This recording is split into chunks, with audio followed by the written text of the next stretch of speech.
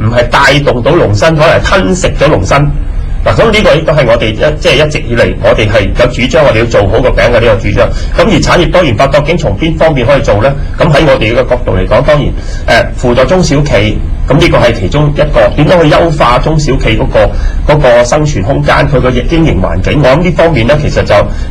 相對比較容易做，因為要點樣優化佢嘅環境比較容易做。咁一個起碼一個公平嘅，同埋政府願意投入咧去。俾多啲嗰個即係一般嘅澳門傳統區域裏邊嘅美化，點樣去帶動佢哋能夠去發展啊？咁我覺得呢嘢做到嘅。但係另一方面咧，就唔能夠淨係話淨係優化中小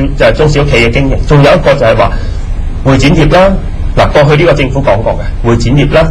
物流業啦呢啲，而家問題出現一啲咩問題咧？就係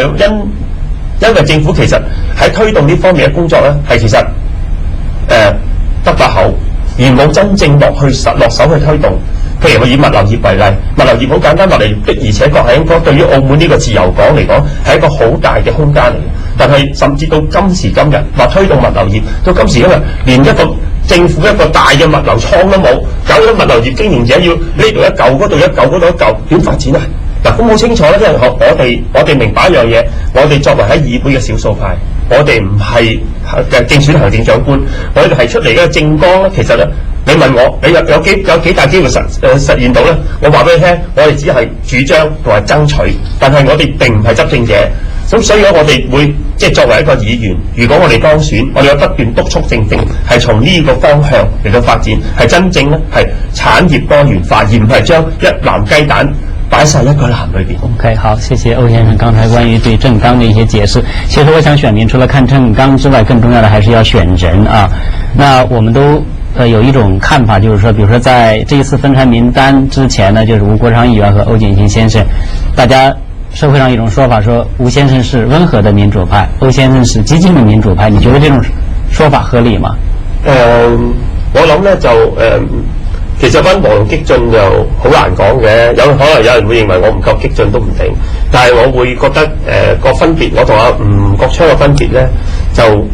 佢係一個學者型，所以永遠講説話都係溫文爾雅。咁我咧就來自基層，咁我講説話咧比較坦率直接，咁所以俾人感覺就係話，可能佢講嘅説話咧，其實同樣講一句説話，咁啊吳國昌講嘅説話咧係比較冇咁容易引起反擊。而歐錦新講嘅説話比較容易引起反擊，個分別就喺度。其實有人咁一直即係過去我同阿吳國昌由上世紀80年代一直拍檔到而家20幾年。其實咧有人會描述我哋兩個人係乜嘢？係一個係吳國昌係腦袋，我係拳頭。咁佢係一個政策嘅制定者，而我係一個政策執行者。咁我諗係即係其實我哋兩者之間嘅分工可能係咁樣，就並唔存在話激進與唔激進，因為實際上我哋兩個嘅主張係基本上一致。對，那我想再請教一下周挺熙先生，作為最年輕的候選人，而且是一個在校的學生，參選立法會，你覺得自己準備好了嗎？咁其實就咁有。即係一定咧係知道會有啲人咧會認為你咁後生，咁政府嘅嘢你有幾熟咧，立法嘅嘢你有幾熟咧咁樣。咁其實我參與咗新澳門學社啦，咁就大概係05年嗰時參與嘅。咁咧嗰陣時咧就更加即係深入咁樣啦，就認識到歐錦新啊，同歐錦新一齊做嘢。咁其實咧吳國昌啊、歐錦新先生咧，咁佢哋喺立法會嘅工作入邊咧，即係唔係佢哋自己黑箱作業嘅，係歐錦新先生咧咁就會將佢哋立法會嘅工作啦，包括係呢個法案啊，一啲監察政府嘅事務啊，同埋一啲接見市民嘅案例咧，咁其實咧都會交去我哋新澳門學社嗰度啦，咁係有進一步嘅討論。咁咧新澳門學社係成個團隊咧嚟支援立法會嘅議員，同埋咧去支援我哋嘅立法議員啦，同埋咧去監察我哋嘅立法議員嘅。咁所以咧，咁其實咧今次我去出嚟參選咧，咁其實如果我咧直接啲嘅話咧，咁咧以前咧咁我係做幕後，咁而家就企到去幕前，咁就想參與議會嘅工作嘅。對，這次組別拆開成民主新澳門和民主長澳門，希望達到1+1等於4這樣的效果。那有沒有分析過這次分拆名單它的利與弊在哪裡？利嘅當然係有可能會攞多啲議席啦，弊嘅時候咁一定存在風險，特別係以我哋